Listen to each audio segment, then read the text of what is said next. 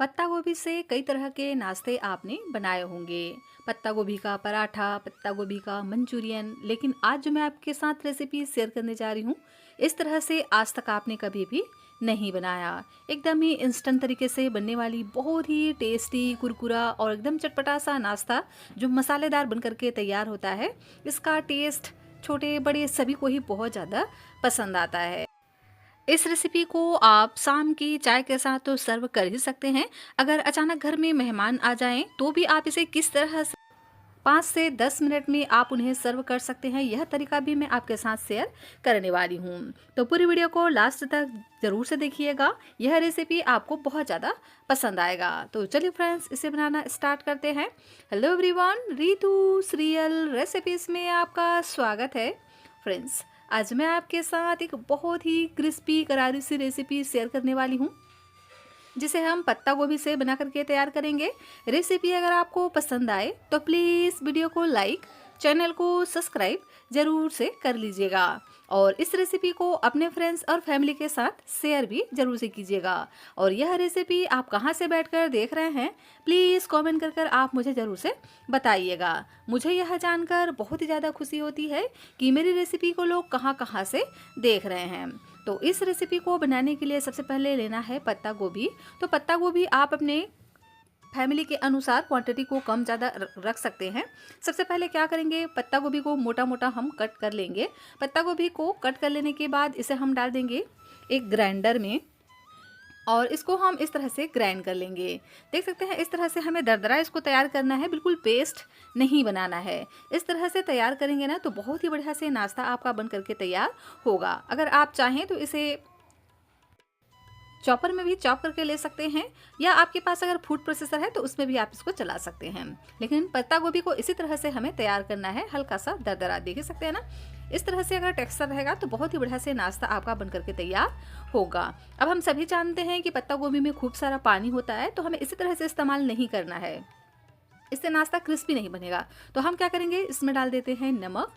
तो थोड़ा सा अभी हम यहाँ पर नमक ऐड कर देते हैं और अच्छे से पत्ता गोभी में इसको हम मिक्स कर लेंगे। इससे क्या होगा, जो पत्ता गोभी है एकदम से सॉफ्ट हो जाएगा और पत्ता गोभी तुरंत ही सारा पानी रिलीज़ करने लग जाता है। तो अच्छे से इसको हम मिक्स करेंगे और इसको हम इसी तरह से साइड में रख देते हैं 2 से 3 मिनट के लिए।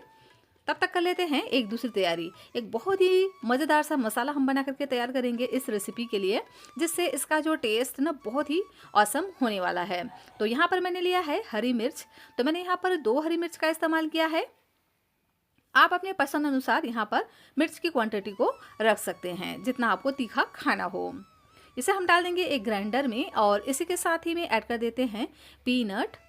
तो लगभग 15 से 20 यहाँ पर हम पीनट का यूज़ करेंगे और ये कच्ची पीनट है, बिल्कुल भी मैंने इसको भूना नहीं है। इसी तरह से हमें इसमें ऐड कर देना है। आप चाहें तो भुनी हुई पीनट का भी इस्तेमाल कर सकते हैं। और इसी के साथ ही में ऐड कर देते हैं 3 से 4 लहसुन की कलियाँ। इससे भी बहुत ही बढ़िया सा फ्लेवर आता है, तो आप इसे ज़रूर से ऐड कीजिएगा।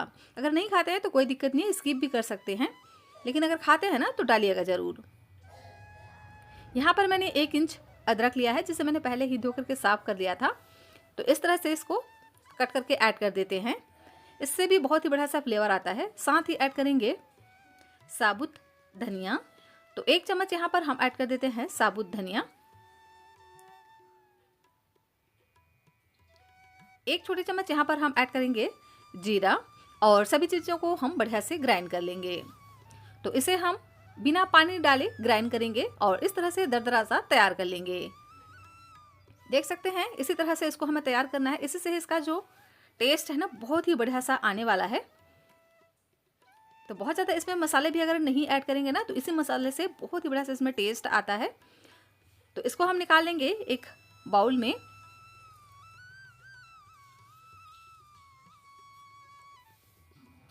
और अभी हम इसको इसी तरह से साइड में रख देते हैं। तब तक कर लेते हैं एक दूसरी तैयारी। फ्रेंड्स, आपसे एक विनती है, रेसिपी अगर आपको थोड़ी सी भी अच्छी लग रही हो तो प्लीज़ इस वीडियो को लाइक, चैनल को सब्सक्राइब ज़रूर से कीजिएगा और अपने फ्रेंड्स और फैमिली के साथ शेयर भी ज़रूर से कीजिएगा। और यह रेसिपी आप कहाँ से बैठकर देख रहे हैं, प्लीज़ कमेंट कर आप मुझे ज़रूर से बताना। मुझे यह जानकर वाकई में बहुत ज़्यादा खुशी होती है कि मेरी रेसिपी को लोग कहाँ कहाँ से देख रहे हैं। तो देख सकते हैं ना, इसी तरह से हमें इसको तैयार कर लेना है, हल्का सा दरदरा सा।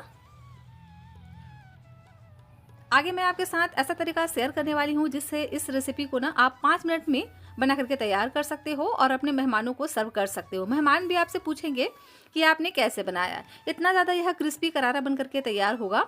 तो इस रेसिपी में हम यूज़ करने वाले हैं पोहा और बेसन का। तो यहाँ पर मैंने लिया है लगभग 1 कप पोहा, और जितना हमने पोहा लिया है उतना ही हम यहाँ पर बेसन का भी यूज़ करेंगे। इससे बहुत ही बढ़िया से इसमें बाइंडिंग आएगी और नाश्ता हमारा एकदम ही क्रिस्पी करारा बन करके तैयार होगा। बनाने का तरीका इतना सिंपल और आसान है लेकिन एकदम यूनिक है।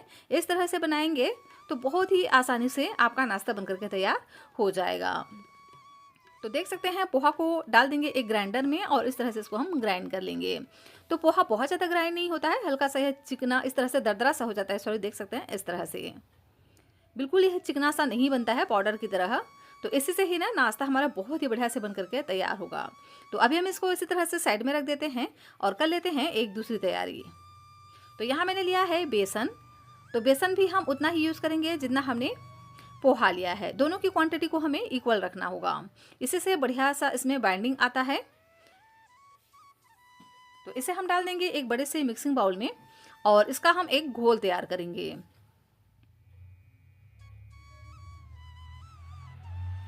थोड़ा थोड़ा पानी डालते हुए इसका हम एक घोल तैयार करेंगे। एक साथ अगर पानी डालेंगे ना तो बेसन में लम्स पड़ ही जाते हैं, इसीलिए थोड़ा थोड़ा पानी डालते हुए पहले एक गाढ़ा सा घोल तैयार कीजिए, बिल्कुल लम्स फ्री।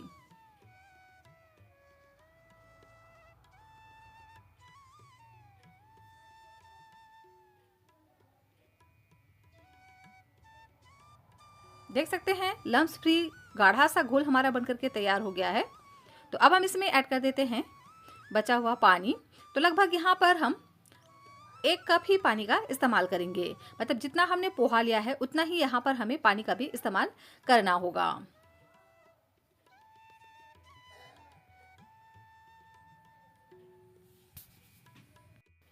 और इस तरह से एक पतला सा घोल हम तैयार कर लेंगे, देख सकते हैं इसी तरह से। तो अब हम इसमें कुछ मसाले ऐड कर देते हैं। तो बहुत ही सिंपल से मसालों का हम यूज़ करने वाले हैं, क्योंकि जो हमने मसाला बना करके तैयार किया था ना, उसी से इस नाश्ते का टेस्ट बहुत ही बढ़िया आने वाला है। तो डाल देते हैं नमक स्वाद के अनुसार। कलर के लिए डाल देते हैं हल्दी का पाउडर। तो आधा छोटा चम्मच यहाँ पर हम हल्दी का पाउडर ऐड करेंगे। साथ ही ऐड करेंगे आधा छोटा चम्मच काश्मीरी लाल मिर्च का पाउडर, और साथ ही ऐड करेंगे भुने हुए जीरे का पाउडर। तो आधा छोटा चम्मच यहाँ पर हम ऐड करेंगे, और साथ ही ऐड कर देते हैं साबुत जीरा। यहाँ पर जीरा की क्वांटिटी को मैं ज़्यादा रख रही हूँ, तो 2 छोटे चम्मच यहाँ पर हम जीरा ऐड करेंगे। जीरा से ना बहुत ही बढ़िया सा फ्लेवर आता है। आप चाहें तो यहाँ पर अजवाइन का भी यूज़ कर सकते हैं, लेकिन मैं यहाँ पर सिर्फ जीरे का ही यूज़ कर रही हूँ, तो इसकी क्वांटिटी को मैंने थोड़ा ज़्यादा ही रखा है। और चटपटा टेस्ट के लिए यहाँ पर हम चाट मसाला ऐड करेंगे। आप चाहें तो यहाँ पर मैगी मसाला वगैरह का भी इस्तेमाल कर सकते हैं, या सांभर मसाला का भी यहाँ पर यूज़ कर सकते हैं। सभी मसालों को हम बेसन के साथ ही बढ़िया से मिक्स कर लेंगे, और देख सकते हैं इस तरह से एक घोल हम तैयार कर लेंगे। और अब हम इसमें ऐड कर देते हैं पोहा, जिसे हमने ग्राइंड कर रखा था। तो सभी पोहा को हम इसमें ऐड कर देंगे और इसे हम बढ़िया से मिक्स कर लेंगे। जैसे ही पोहा को हम इसमें ऐड करेंगे ना, तुरंत ही सारा बेसन का मॉइस्चर अपने अंदर एब्जर्व कर लेगा और ये तुरंत ही गाढ़ा होने लग जाता है। तो इसी तरह से इसको हमें गाढ़ा ही तैयार करना है। इसी से ही आपकी रेसिपी बहुत ही बढ़िया से बन करके तैयार होगी। तो देख सकते हैं, तो पोहा को भीगने के लिए हमें 4 से 5 मिनट का समय देना होगा, ताकि पोहा बढ़िया से फूल सके। पोहा जितना अच्छे से फूलेगा ना, उतना ही बढ़िया आपका नाश्ता बन करके तैयार होगा। तो इसको हम कवर कर इसी तरह से साइड में रख देते हैं। तब तक कर लेते हैं एक दूसरी तैयारी। इधर देखिए, जो पत्ता गोभी है ना, अच्छे से सॉफ्ट हो गया है और इसने अपना सारा पानी रिलीज़ कर दिया है। तो अब हम क्या करेंगे, पत्ता गोभी का सारा पानी इस तरह से हम निचोड़ लेंगे। देख सकते हैं ना पत्ता गोभी में कितना पानी रहता है। अगर हम इसको इसी तरह से यूज़ करेंगे तो नाश्ता क्रिस्पी नहीं बन पाएगा। ज़रूरत के हिसाब से हमें पत्ता गोभी के पानी का फिर से यूज़ करना होगा, लेकिन अभी फ़िलहाल इसको हम इस तरह से निचोड़ लेते हैं। ज़रूरत के हिसाब से पानी का यूज़ हम बाद में करेंगे। देख सकते हैं सभी को ही मैंने अच्छे से निचोड़ करके तैयार कर लिया है। और इधर देखिए 4 से 5 मिनट का समय हो चुका है और जो पोहा है ना, अच्छे से फूल करके गाढ़ा सा हो गया है और इसमें परफेक्ट बाइंडिंग आ जाती है। इस तरह से अगर आप तैयार करते हो तो इस घोल को हमें बहुत ज़्यादा पतला नहीं करना है, इस बात का ध्यान रखिएगा। ये अगर इस तरह से गाढ़ा रहेगा ना तो ये परफेक्ट कंसिस्टेंसी में आएगा। मतलब अगर ये अभी से अगर बहुत ज़्यादा पतला हो जाएगा तो जब हम यहाँ पर पत्ता गोभी यूज़ करेंगे ना तो ये और भी ज़्यादा पतला हो जाएगा। देख सकते हैं मैं आपको इस तरह से दिखा रही हूँ कि किस तरह से इसमें बाइंडिंग आ रही है। तो अब हम इसमें ऐड कर देते हैं पत्ता गोभी जिसे हमने निचोड़ करके रखा था। और अब हम इसमें ऐड कर देते हैं अदरक, लहसुन और हरी मिर्च, साथ ही मूंगफली का पेस्ट जिसे हमने दरदरा सा ग्राइंड करके रखा था। साथ ही ऐड कर देते हैं प्याज। तो मैंने यहाँ पर एक मीडियम साइज़ के प्याज को इस तरह से बारीक बारीक कट करके ले लिया है। और इसी के साथ ही में आधा कप जितना यहाँ पर हम ताज़ा हरा धनिया इस्तेमाल करेंगे। इससे ना फ्लेवर बहुत ही बढ़िया आता है, तो आप इसे ज़रूर से ऐड कीजिएगा। सभी चीज़ों को हम अच्छे से मसल कर मिक्स करेंगे। और देख सकते हैं पत्ता गोभी के मॉइस्चर से ये अच्छे से परफेक्ट डो की तरह बन करके तैयार हो जाता है। तो इसीलिए हमने कहा था जो पोहा और बेसन है उसको हमें पहले गाढ़ा ही तैयार करना है, ताकि जब हम इसमें इन सब्जियों को ऐड करें तो ये परफेक्ट कंसिस्टेंसी में आ जाए। अगर आपने इसको पहले ही बहुत ज़्यादा पतला रख दिया और उसके बाद अगर आप यहाँ पर सब्जियों को यूज़ करेंगे ना तो आपका जो डो है बहुत ज़्यादा पतला हो जाएगा। इससे आपकी रेसिपी बहुत ज़्यादा क्रिस्पी नहीं बन पाएगी। और आपको अगर लगे कि डो फिर भी बहुत ज़्यादा पतला हो गया है तो यहाँ पर आप थोड़ा सा पोहा ग्राइंड करके ऐड कर सकते हैं। अब हम इसमें ऐड कर देते हैं 2 पिंच खाने वाला सोडा। और इसी के साथ ही में ऐड कर देते हैं इस नाश्ते को और भी ज़्यादा क्रिस्पी कुरकुरा बनाने के लिए चावल का आटा। तो लगभग 2 चम्मच यहाँ पर हम चावल का आटा ऐड करेंगे। और पानी वगैरह बिल्कुल भी ऐड नहीं करना है। इसी तरह से इसको हम मिक्स करते हुए मसल कर एक चिकना डो की तरह तैयार कर लेंगे। और अगर आपको ज़रूरत लगे तो यहाँ पर आप पत्ता गोभी का जो हमने जूस निकाल करके रखा था ना उसका इस्तेमाल अभी आप कर सकते हैं, पर मुझे बिल्कुल भी ज़रूरत नहीं पड़ी है। देख सकते हैं इसी तरह से इसको हम मसल कर मिक्स करेंगे तो बिल्कुल परफेक्ट डो की तरह यह बन करके तैयार हो जाता है। फ्रेंड्स, यहाँ पर आप अपने मनपसंद सब्जियाँ भी ऐड कर सकते हैं, जो भी आपको पसंद हो, जो भी आप खाना चाहते हो, क्योंकि सब्जियाँ सभी हेल्दी ही होती हैं। तो अच्छे से हम इसको इस तरह से मसल कर मिक्स कर लेंगे और एक डो की तरह बना करके तैयार कर लेंगे। तो हाथों को कर लेंगे एक बार वॉश और इस डो को एक बार फिर से कर लेंगे चिकना और इसकी हम बनाएंगे लोइयाँ। तो नींबू से डबल साइज का यहाँ पर हम लोई लेंगे और इसको हम हाथों से इस तरह से घुमाते हुए पहले सर्कल शेप में तैयार कर लेंगे। उसके बाद इस तरह से दोनों हथेली से इसको हम चट्टा करेंगे और फिंगर की सहायता से इस तरह से हम इसको स्क्वायर शेप देंगे। आप चाहें तो इसको इसी तरह से भी तैयार कर सकते हैं या अपने मनपसंद किसी भी शेप में आप इसको बना करके तैयार कर सकते हैं, लेकिन इस तरह से बनाएंगे ना तो इसे आप 2 तरह से सर्व कर सकते हैं। तो मैं आपको आगे दिखाने वाली हूँ कि किस तरह से आप इसको 2 तरह से सर्व कर सकते हैं। तो पहले हम क्या करेंगे, इस तरह से फिंगर की सहायता से इसको हम किनारे से दबाते हुए स्क्वायर शेप में ले आएंगे। बहुत ही ईजिली यह हो जाता है, बिल्कुल भी आपको कोई परेशानी नहीं होगी। देख सकते हैं ना इस तरह से, और इस तरह से बहुत ही प्यारा सा इसमें लुक भी आता है। तो जैसा आपको पसंद हो उस तरह से आप बना सकते हैं। तो मैं इसको इस तरह से स्क्वायर शेप में बना करके तैयार कर लूँगी। देख सकते हैं इस तरह से। तो इसी तरह से हम दूसरा पीस भी तैयार कर लेते हैं।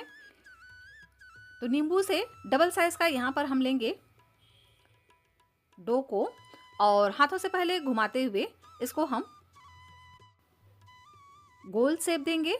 उसके बाद दोनों हथेली से दबाते हुए हल्का सा इसको चपटा कर लेंगे और फिंगर की सहायता से इस तरह से हम इसको स्क्वायर शेप देंगे।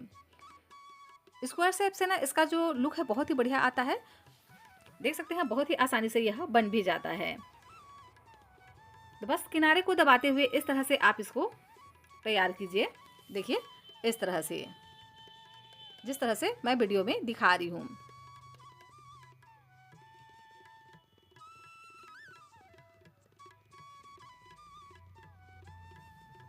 और इसी तरह से हम सभी को ही बना करके तैयार कर लेंगे। बस इस बात का ध्यान रखिएगा कि इसको बहुत ज़्यादा पतला नहीं करना है। इस तरह से थोड़ा सा मोटा रखेंगे ना तो इसका लुक बहुत ही बढ़िया आएगा। देख सकते हैं सभी को ही मैंने इस तरह से बना करके तैयार कर लिया है। तो अब हम लेंगे इस तरह का एक इडली प्लेट और इसे हम थोड़ा थोड़ा इस तरह से ऑयल से ग्रीस कर लेंगे। ज़रूर से ऑयल को ग्रीस कीजिएगा ताकि ये बिल्कुल भी इसमें चिपके ना। और सभी को ही हम इस सांचे में इस तरह से सेट कर लेंगे। और अब हम इसको स्टीम करेंगे। तो इसे स्टीम करने के लिए मैंने एक स्टीमर वाली कढ़ाई में पहले ही 1 गिलास पानी को गर्म करने रख दिया था। पानी में अच्छा सा बॉईल आने लगा है, तो अब हम इसमें ऐड कर देते हैं इस इडली प्लेट को और इसको हम कवर कर 7 से 8 मिनट के लिए पकने देंगे। 7 से 8 मिनट में ये बहुत ही अच्छे से पक जाते हैं। और इस तरह से अगर आप इसको टच करके देखेंगे ना, तो देख सकते हैं ये कितना अच्छे से इसमें ड्राइनेस आया हुआ है, मतलब ये अच्छे से पक चुका है। तो इसको हम निकाल लेंगे और निकाल करके इसको हम ठंडा होने देंगे। ठंडा होने के बाद ये अपने आप ही देख सकते हैं इस तरह से निकल जाता है, बिल्कुल भी चिपकता नहीं है, क्योंकि हमने इसको ऑयल से ग्रीस कर लिया था। तो सभी पीसेस को हम एक प्लेट में निकाल लेते हैं। देख सकते हैं कि कितना इजीली यह निकल जाता है। और आप चाहें तो इसी तरह से इसको एयर टाइट कंटेनर में भर करके रख सकते हैं, या आप इसको इस तरह से छोटे छोटे पीसेस में कट करके भी रख सकते हैं। तो चलिए अभी हम इसको कट कर लेते हैं। तो इस तरह से इसको हम पतले पतले रेक्टेंगल शेप में कट कर लेंगे, मतलब एक स्क्वायर पीस को इस तरह से हम 3 रेक्टेंगल पीस में कट कर लेंगे। देख सकते हैं इस तरह से। तो बहुत ही प्यारा सा इसमें लुक आता है और इस तरह का इसका साइज रखने से ना बहुत ही ज़्यादा क्रिस्पी भी यह नाश्ता बन करके तैयार होता है। तो बस एक पीस से हम इसको इस तरह से 3 पीस में कट कर लेंगे और देख सकते हैं ना कि कितना इजीली यह कट हो जाता है, क्योंकि ये अच्छे से स्टीम हो चुका है। और आपको लगे कि हल्का सा यह नाइफ में चिपकता है, तो आप नाइफ में हल्का सा ऑयल लगा सकते हैं। और लीजिए सभी को इसी तरह से मैंने कट कर तैयार कर लिया है। अब आप इसे चाहें तो एयर टाइट कंटेनर में भर करके इसे आप 3 से 4 दिन तक रख सकते हैं। और जब भी अचानक घर में मेहमान आए या शाम की छोटी मोटी भूख हो या चाय के साथ खाना हो, कुछ क्रिस्पी करारा मज़ेदार सा स्नैक्स, तो इसे आप फटाफट से बस फ्राई कीजिए और इसे आप इंजॉय कर सकते हैं। तो चलिए इसे हम फ्राई कर लेते हैं। तो इसके लिए मैंने 2 बड़े चम्मच ऑयल को पहले ही गर्म करने रख दिया था, क्योंकि ये पहले से स्टीम हो चुका है। तो इसके लिए आपको बहुत ज़्यादा ऑयल भी गर्म करने की ज़रूरत नहीं है, कम ऑयल में भी यह क्रिस्पी फ्राई हो जाता है। तो इस तरह से एक एक पीस हम डाल देते हैं। तो एक बार में जितना आ जाए उतना हम यहाँ पर ऐड कर देंगे। बहुत ज़्यादा एक साथ नहीं डालना है, नहीं तो उलटते पलटते अच्छे से नहीं बन पाता है। और गैस की फ्लेम को हम मीडियम रखेंगे। मीडियम फ्लेम पे ही इसको हम फ्राई करेंगे। हाई फ्लेम पे अगर आपने इसको फ्राई किया तो तुरंत ही रेड कलर के हो जाएंगे और अंदर तक अच्छे से क्रिस्पी नहीं हो पाएंगे। पक तो ये पहले से चुके हैं, मतलब ये अच्छे से कुक पहले से हो चुके हैं, क्योंकि हमने इसको स्टीम कर लिया है।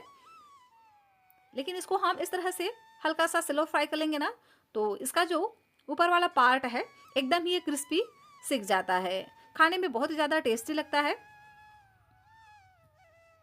और देख सकते हैं 2 से 3 मिनट तक मैंने इसको फ्राई किया है और एकदम ही ये क्रिस्पी सा तैयार हो गया है। तो इसको हम इस तरह से निकाल लेंगे। अलटते पलटते हुए इसको हम 4 से 5 मिनट तक फ्राई करेंगे ना, तो बहुत ही अच्छे से यह क्रिस्पी हो जाते हैं। और जब इस तरह से यह क्रिस्पी फ्राई हो जाए तो उसके बाद इसको हम निकाल लेंगे। तो चलिए इसे हम सर्व कर लेते हैं। देख सकते हैं कि कितना क्रिस्पी कुरकुरा नाश्ता हमारा बन करके तैयार हो गया है, वो भी सिंपल पोहा, बेसन और पत्ता गोभी से। तो बस पोहा बेसन में पत्ता गोभी डाल दो और बनाओ इतना क्रिस्पी कुरकुरा नाश्ता कि आज तक नहीं बनाया होगा। एकदम यूनिक सी ये कॉम्बिनेशन है जो खाने में बहुत ही ज़्यादा टेस्टी होता है और साथ ही ये क्रिस्पी बन करके तैयार होता है। और इसकी क्रिस्पीनेस तो आप देख ही सकते हैं, मुझे बताने की ज़रूरत नहीं है कि यह कितना क्रिस्पी बन करके तैयार होता है। इस रेसिपी को आप अचानक घर में आए मेहमान तो भी उन्हें सर्व कर सकते हैं, या शाम की छोटी मोटी भूख के लिए भी इसे बना सकते हैं। बच्चों के लंच बॉक्स के लिए भी ये बहुत ही बढ़िया सा ऑप्शन है जो झटपट तरीके से बन जाता है और एकदम ही हेल्दी सी रेसिपी है, प्रोटीन रिच बनता है। तो क्या आपने कभी इस तरह की कोई रेसिपी ट्राई की है या नहीं, प्लीज़ आप कमेंट कर मुझे ज़रूर से बताना। और आपको यह रेसिपी कैसी लगी प्लीज़ यह भी आप मुझे कमेंट कर ज़रूर से बताइएगा। और यह रेसिपी आप कहाँ से बैठकर देख रहे हैं प्लीज़ कमेंट कर आप मुझे ज़रूर से बताइएगा। मुझे यह जानकर बहुत ज़्यादा खुशी होती है कि मेरी रेसिपी को लोग कहाँ कहाँ से देख रहे हैं। तो देख सकते हैं कि कितना क्रिस्पी कुरकुरा नाश्ता हमारा बन करके तैयार हो गया है। इस रेसिपी की खास बात यह है कि आप इसे ऐसे भी खाएंगे ना तो भी ये बहुत ज़्यादा टेस्टी है, क्रिस्पी तो है ही। वैसे आप इसको अपने मनपसंद किसी भी चटनी के साथ सर्व कर सकते हैं, या आप इसे टोमेटो केचप के साथ भी सर्व करेंगे ना तो भी इसका टेस्ट बहुत ही ऑसम होने वाला है। तो एक बार पत्ता गोभी और पोहा बेसन से बनी इस रेसिपी को जरूर से ट्राई कीजिएगा। इस रेसिपी को आपने गेहूं के आटे या सूजी से तो बनाया होगा, इस तरह से पोहा बेसन से नहीं बनाया होगा। देख सकते हैं ना, मैं आपको तोड़ करके दिखाती हूँ कि ये कितना क्रिस्पी बना हुआ है, साथ ही एकदम ये खस्ता भी बनता है। तो एक बाइट अगर आप इसको खा लेंगे ना तो मन करेगा कि इसको पूरे ही खा जाऊं। तो ज़रूर से इस रेसिपी को ट्राई करना, और रेसिपी पसंद आए तो अपने फ्रेंड्स और फैमिली के साथ शेयर भी कीजिएगा। और यह रेसिपी आप कहाँ से बैठकर देख रहे हैं, प्लीज़ कमेंट कर आप मुझे ज़रूर से बताइएगा। और क्या कभी आपने कोई ऐसी रेसिपी बनाई है, यह भी आप मुझे ज़रूर से बताइएगा।